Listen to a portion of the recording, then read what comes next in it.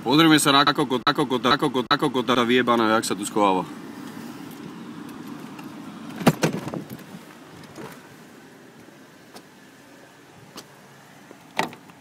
Otvor. Pozrite sa na žebráka. Jak sa hanbí. No me neotvorí, kukák. Pozrime sa.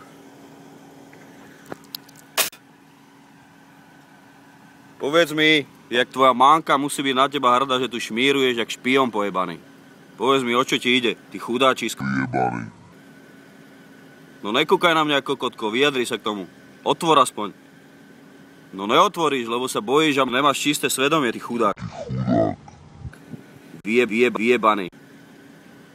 Normálne nechápem, jak takéhoto kokota mohla porodiť, on je mater. Vandrak, Jebaný. Tu je ďalší, pozrite sa, jak sedia. Jak 5 peňazí. Ani sa nevedia pozrieť. No pozri sa do kamery. Nech Tvoja mater. vidí, čo si zač. A môže sa tu stáť takto na chodníku? Môže sa tu takto na drzovku stáť na chodníku, sa pýtam.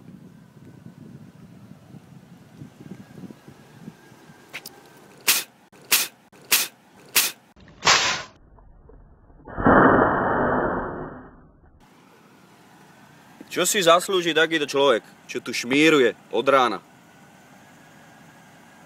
Chudák vyjebaný. No čo ste ticho vy... Buzeranti. Čo ste ticho? Čo sa zamkínaš? No foť si aj svoju mater pojebanú, ty žebrák. Ty chudák jeden vyjebaný. Foť si.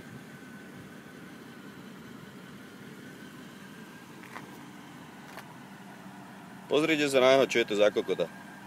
No má zakuklený v aute, na drzovku zastaví na chodníku a ide si ma fotiť. Čo si fotíš?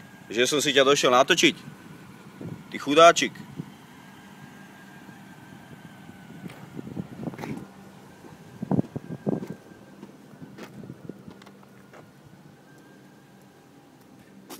A jeho nafoť, prosím ťa.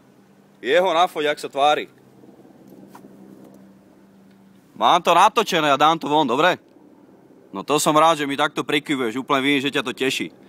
Moc ťa to nebude tešiť, keď ťa takto ľudia budú vidieť. Takto sa tvári presne človek, keď tu čaká od rána a zrazu ho prídem natočiť a nevie, jak sa má tváriť. Či pozerať do počítača alebo na mňa, není mu ani do smiechu, nechce sa mu ani plakať, pretože vie, že sa cíti ako kokot. Pretože toto robia najväčšie hyeny, aké môžu. Že tu stoja na chodníku. Tak sa pekne teraz pozeraj. A dúfam, že to tvoja mamička uvidí, jakého kokota porodila. Dobre môj?